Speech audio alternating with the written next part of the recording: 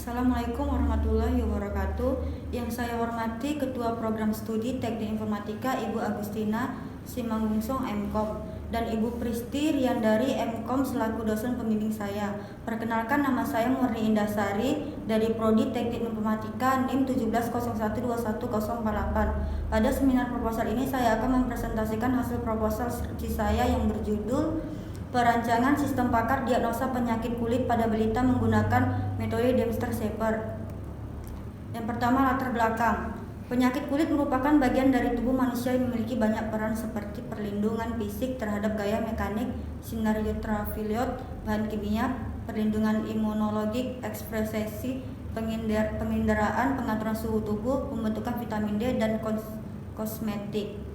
2. Kulit yang merupakan organ pertahanan pertama tubuh manusia dari penyakit. Akan tetapi, penyakit kulit sering dihiraukan masyarakat karena tidak menggunakan aktivitas serta kurangnya memahami masyarakat awam mengenai penyakit kulit. Yang 3. Menerapkan sistem pakar dalam diagnosa penyakit kulit pada balita untuk membantu masyarakat dalam melakukan konsultasi dengan mudah. Rumusan masalah. Adapun yang menjadi rumusan masalah dalam penelitian itu adalah yang pertama, bagaimana menerapkan metode Dempster-Shaper untuk diagnosa penyakit kulit pada balita. Yang kedua, bagaimana merancang dan membangun sistem pakar yang dapat diagnosa penyakit kulit pada balita dengan menggunakan metode Dempster-Shaper. Yang ketiga, bagaimana mengimplementasi metode Dempster-Shaper pada sistem pakar dalam diagnosa penyakit kulit pada balita. Batasan masalah pada penelitian ini yaitu yang pertama, pada penelitian ini hanya membahas tentang penyakit kulit pada balita. Yang kedua, metode yang digunakan dalam diagnosa penyakit kulit pada balita menggunakan metode Dempster-Shaper.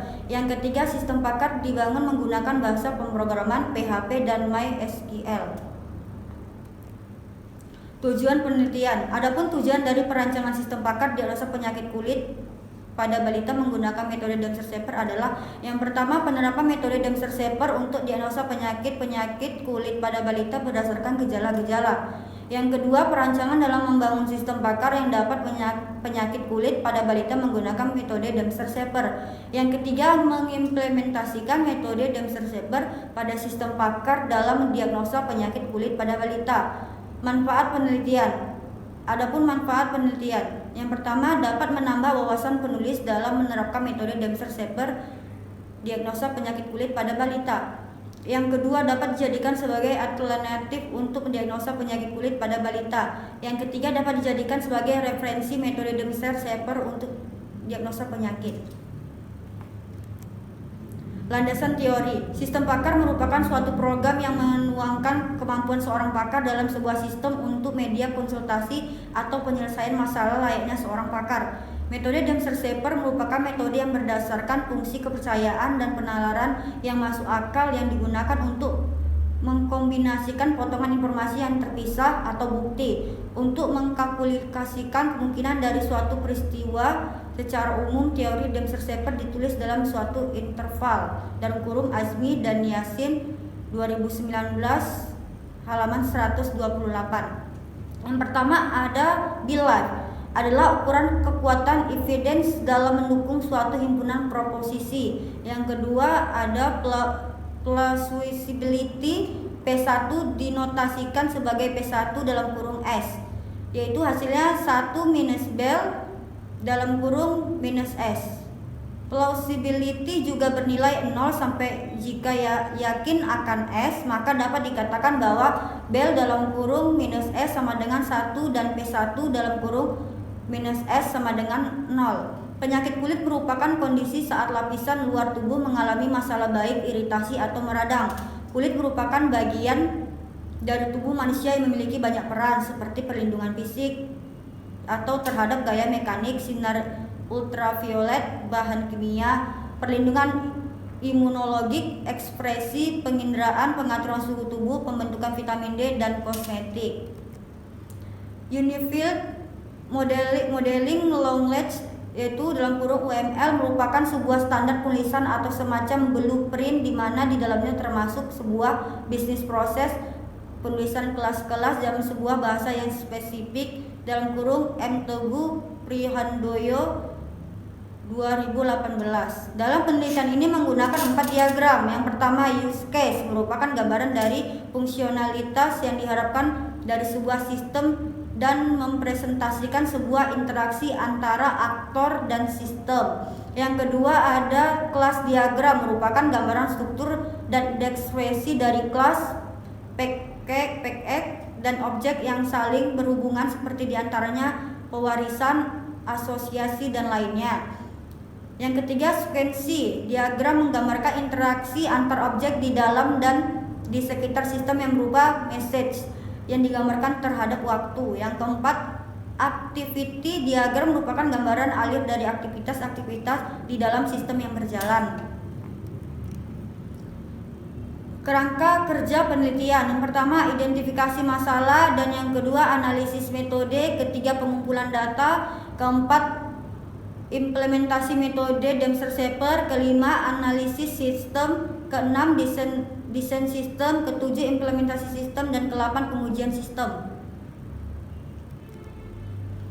Analisis dan perancangan. Dalam penelitian ini analisis data terdiri dari 2 tahapan, yaitu pertama tempat penelitian dan kedua analisis kebutuhan. Berikut data analisa kebutuhan. Yang pertama, gejalanya gatal-gatal pada daerah yang sakit, dan yang kedua kulit tampak kemerahan, ketiga benjolan yang berisi nanah, yang keempat beruntusan, kelima berkeropeng, keenam demam panas, ketujuh kelopak mata tampak kemerahan, dan ke-8 timbul bercak pada putih pada mulut dan tenggorok, ke-8 kulit bersisik, ke-10 kulit kasar, ke-11 mengeluarkan cairan pada daerah yang sakit, ke-12 dada sakit, ke-13 nyeri pada seluruh tubuh, ke-14 pembengkakan pada daerah yang sakit, 15 diare, ke-16 ruam-ruam pada daerah kulit yang sakit. Contoh kasus, seorang balita penderita penyakit kulit bernama Indah yang mengenai gejala sering merasa gatal, badan panas, kulit kemerahan, dan timbul bercak merah.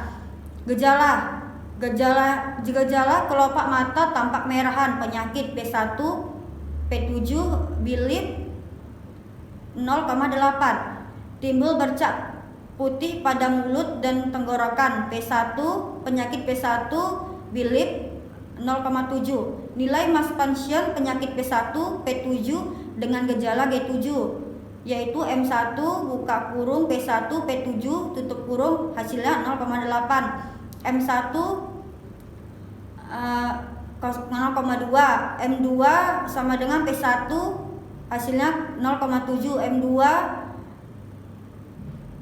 buka kurung 0,3 hasilnya P1 0,56, selanjutnya 0,14, selanjutnya P1 P7 hasilnya 0,24, dan terakhir 0,06. Untuk G9 kulit bersisik pecah-pecah dengan penyakit P memiliki nilai probabilitas 1,00